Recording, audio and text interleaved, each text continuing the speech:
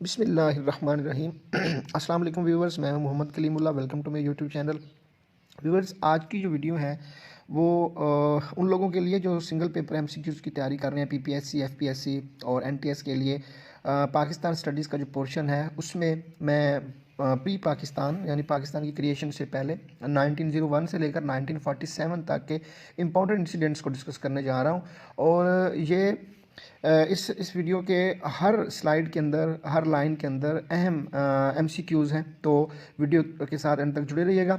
और video start करने से पहले आप सब लोगों से एक ही रिक्वेस्ट है, हमेशा की तरह कि अगर आप मेरे चैनल पर नए हैं तो इसको सब्सक्राइब कीजिए और बेल आइकन को हिट कीजिए ताकि आपको लेटेस्ट अपडेट्स मिलती रहें। तो देखिए, 1901 वेरी इंपॉर्टेंट ईयर्स है। डेथ ऑफ क्वीन विक्टोरिया जो कि मलका बरतानिया थी, और उनकी डेथ होती है 1901 के अंदर। 1901 के बाद 1905 वेरी इंपॉर्टेंट ईयर है। 16 अक्टूबर 1905 को क्या हुआ था? पार्टीशन ऑफ बंगाल हुई थी। सूबा बंगाल जो था इसको दो हिस्सों में, ईस्ट और वेस्ट बंगाल में तकसीम कर दिया गया था, और उस वक्त वासराय था लॉर्ड क्रुजन। तो इसमें दो एमसीक्यूज़ क्या देखें डेटा है कि तकसीम बंगाल के वक्त वासराय कौन था और उसके बाद तकसीम बंगाल कब हुई। तो 1905। 1906 यकम अक्टूबर को शिमला डेपुटेशन, शिमला वफ्द जो कि 35 मेंबर्स पर मुश्तमिल था, वो वायसराय लॉर्ड मिंटो को मिला था। और इनकी जो शिमला डेपुटेशन यानी कि शिमला वफ्द था, इसकी क़यादत किसने की थी? सर आगा खान ने की थी।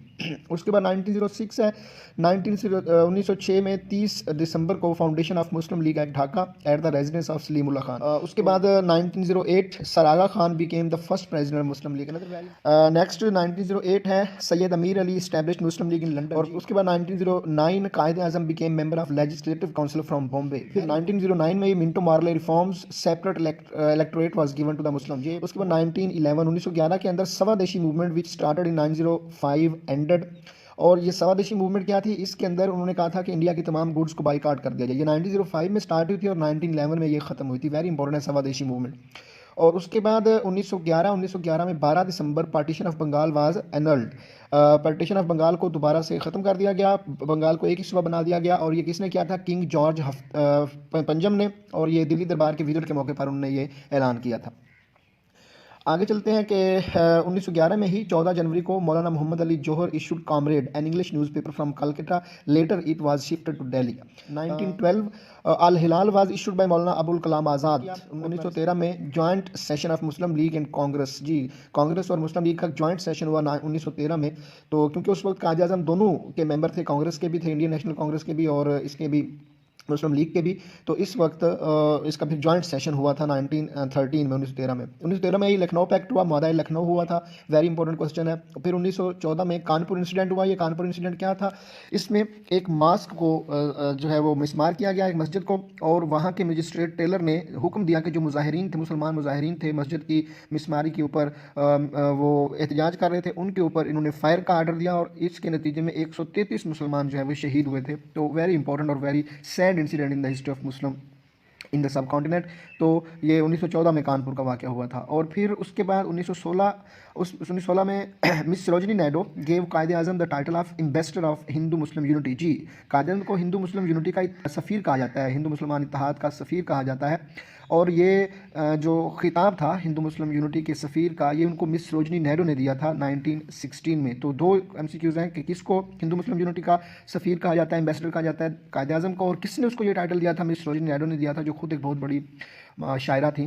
तो उन्होंने इनको ये टाइटल दिया था 1916 में। फिर 1917 डेथ ऑफ वकारुल मुल्क का जो रियल नेम था वो मुश्ताक हुसैन था, उनकी डेथ होती है 1917 में। और मोहसिन मुल्क जो उसके भाई थे, उनका रियल नाम जो था वो सैयद मेहदी अली था। तो उसके बाद 1918 Quaid Azam married Ratti, daughter of a Parsi businessman. जी, कायद आज़म ने जो रत्ती बाई से शादी की थी वो 1918 में। 1918 के अंदर ही एंड ऑफ वर्ल्ड वार 1 जो कि 1914 में स्टार्ट हुई थी, उसका अख्ताम होता है। 1919 में माउंटे चिम्सफोर्ड रिफॉर्म्स आई, ये कॉन्स्टिट्यूशनल रिफॉर्म्स थी, तो ये 1919 में आई।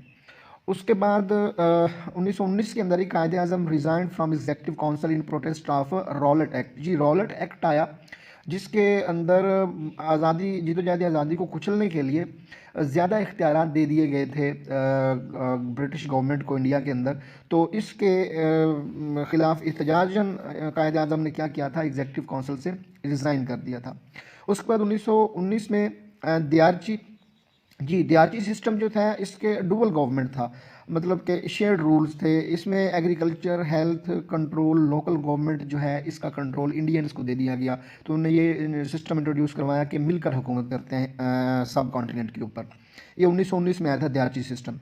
फिर 1919 के अंदर ही खिलाफत मूवमेंट वाज लॉन्च्ड। ये तहरीक खिलाफत चली थी तुर्की के अंदर, जो खिलाफत उस्मानिया का ख़ात्मा हुआ था, तो उस खिलाफत के ख़ात्मे के ख़िलाफ़, यानी कि खिलाफत के हक़ में मुसलमानों ने बरसगीर के अंदर तहरीक खिलाफत चलाई थी। ये 1919 में, 1919 के अंदर ही Rowlatt Act gave extraordinary powers to government to suppress the freedom struggle या फ्रीडम मूवमेंट। तो ये 1919 में रॉलेट एक्ट, जैसे मैंने आपको ऊपर बता दिया, कायदे आज़म ने इसके एहतजाज में रिज़ाइन भी किया था एग्जीक्यूटिव काउंसिल। और 1919 के अंदर ही मैसेकर ऑफ जलियांवाला बाग अक्कड़ इन अमृतसर, सानिया जलियांवाला बाग, जिसमें एहतजाज करने वालों के ऊपर जनरल डायर ने ऑर्डर कर दिया फायर करने का, और उसमें बहुत सारे जो लोग थे वो अपनी जान की बाजी हार गए थे। 1919 में ये जलियांवाला बाग का सानिया रूनमा हुआ था। वेरी इंपॉर्टेंट इंसिडेंट है, वेरी सैड इंसिडेंट है इन द हिस्ट्री ऑफ सब कॉन्टिनेंट।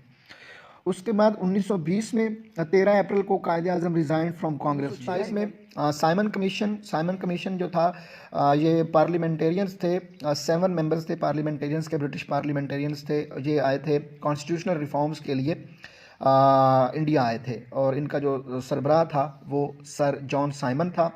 ये भी एक पार्लियामेंटेरियन था, मेंबर ऑफ पार्लियामेंट था। और इसका इंडिया और मतलब इंडिया में मुसलमानों और हिंदू दोनों ने मुश्तरका तौर पर बाइकआउट किया। गांधी, जिन्ना, नेहरू सब ने क्यों किया? क्योंकि इस 7 मेंबर्स का जो कमीशन था, इसके अंदर सारे के सारे बरतानवी लोग थे और कोई भी इंडियंस शामिल नहीं किया गया था। तो जिस वजह से इंडिया के लोगों ने जो उस वक्त सारी मतलब स्टेक होल्डर्स थे, हिंदू थे, मुसलमान थे, सब के सब ने इसका बाइकआउट कर दिया। 1927 के अंदर ये आया था। फिर 1927 के अंदर ही start of broadcasting in India. India के अंदर ब्रॉडकास्टिंग का जो आगाज़ हुआ वो 1927 में, वेरी इंपॉर्टेंट क्वेश्चन है ये। और उसके बाद 1928 के अंदर ही डेथ ऑफ सैयद अमीर अली। सैयद अमीर अली के बारे में हम पहले पढ़ चुके हैं, उन्होंने मुस्लिम लीग की लंदन के अंदर बुनियाद रखी थी। फिर 1928 के अंदर नेहरू रिपोर्ट आई, और नेहरू रिपोर्ट के जवाब में 1929 में कायदे 14 नकात आए। फिर 1929 के अंदर गाजी इल्मुद्दीन ने किल्ड राजपाल मलून को, जो कि गुस्ताख रसूल था, उसको गाजी इल्मुद्दीन ने कत्ल कर दिया। 1930 के अंदर Iqbal published the reconstruction of Islamic thoughts. 1930 के अंदर ही Iqbal famous address in Allahabad. जी, इकबाल का मशहूर खुतबा, सदारती खुतबा, जो उन्होंने मुस्लिम लीग के इजलास में 1930 में इलाहाबाद के मुकाम पर दिया था, जिसमें उन्होंने पाकिस्तान के तसव्वुर के बारे में बताया था। 1930 के अंदर ही गांधी अर्वन पैक्ट था। ये गोलमेज कॉन्फ्रेंस से पहले गांधी और उस वक्त के वायसराय लॉर्ड अर्वन के दरमियान ये एक मुआहदा हुआ था जो कॉन्स्टिट्यूशनल रिफॉर्म्स के बारे में था। तो गोलमेज कॉन्फ्रेंस से पहले ये एक बहुत बड़ी पेशरफ थी। 1930-31 के अंदर फर्स्ट राउंड टेबल कॉन्फ्रेंस जो हुई थी नवंबर से जनवरी तक। तो उसके बाद 1931 के अंदर participation of Congress in the second round table conference September two December in London. फिर 1931 के अंदर 4 जनवरी को डेथ ऑफ मौलाना मोहम्मद अली जोहर। और उसके बाद 1932 Quaide Azam did not attended second round table. Quaide Azam ने नहीं शिरकत की सेकंड राउंड टेबल कॉन्फ्रेंस में, और बेगम जहां Shahnawaz was the only person from Muslim league who attended second round table conference. फिर 1933 नाउ और नेवर पम्फलेट, अब नहीं तो कभी नहीं, पम्फलेट जो था, इस उन्वान से एक पम्फलेट शाया किया। किसने? चौधरी रहमत अली ने। और ये क्यों अहम है? इसलिए अहम है कि इसके अंदर उन्होंने फर्स्ट टाइम पाकिस्तान का लफ्ज़ इस्तेमाल किया। तो ये 1934 में Quaide Azam became permanent president of Muslim League. 1935 government of India act was enacted. जी, और उसके बाद 1935 में Sindh was separated from Bombay. जी, पहले सिंध और बॉम्बे एक ही सूबा हुआ करता था, तो फिर सिंध को बॉम्बे से अलहदा कर दिया गया 1935 के अंदर। 1937 के अंदर कांग्रेस मिनिस्ट्रीज इन 7 प्रोविंस। जी, सूबाई इंतखाबात करवाए गए 1937 में, और उसमें कांग्रेस ने 12 सूबे के अंदर इंतखाबात हुए थे, और 12 सूबों में से 7 सूबों के अंदर कांग्रेस जो है वो जीत गई, और उन्होंने वहाँ पर अपनी हुकूमत कायम की थी। और 1938 के अंदर 21 अप्रैल डेथ ऑफ डॉक्टर अल्लामा मोहम्मद इकबाल। और उसके बाद 1938 के अंदर 26 नवंबर को डेथ ऑफ मौलाना शौकत अली। 1938 के अंदर सैयद अमीर मेहदी पब्लिश्ड पीरपुर रिपोर्ट। जी, पीरपुर रिपोर्ट बहुत अहम रिपोर्ट थी। किस हवाले से थी ये जिन 7 सूबों के अंदर 1937 में कांग्रेस की हुकूमतें बनी थी, वहाँ पर कांग्रेस के जुल्म और उनके जबर के बारे में ये एक रिपोर्ट शाये की थी। 1939 के अंदर इस सितंबर में वर्ल्ड वार सेकंड जो है वो स्टार्ट होती है। 1939 के अंदर 22 दिसंबर को क्या हुआ? Day of deliverance was celebrated by the Muslim League. और 1940 23 मार्च Pakistan resolution was moved by Maulvi Fazlul Haq. और उसके बाद 1942 क्रिप्स मिशन अराइव जी, क्रिप्स मिशन आया।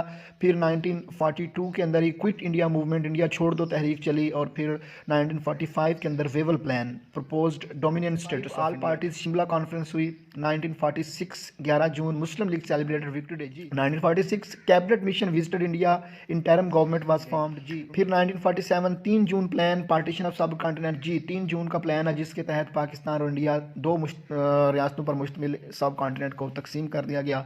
फिर 1947 16 जून पाकिस्तान फंड वाज क्रिएटेड, 16 जून को पाकिस्तान फंड का क़याम किया गया। फिर 1947 10 अगस्त first meeting of the first constituent assembly of Pakistan was held, और पाकिस्तान की पहली दस्तूर साज असम्बली का पहला इजलास 10 अगस्त 1947 को। वेरी इंपॉर्टेंट इंसिडेंट है पाकिस्तान की हिस्ट्री का। और पाकिस्तान की पहली दस्तूर साज असम्बली के अंदर कितने मेंबर्स थे? 79 मेंबर्स थे।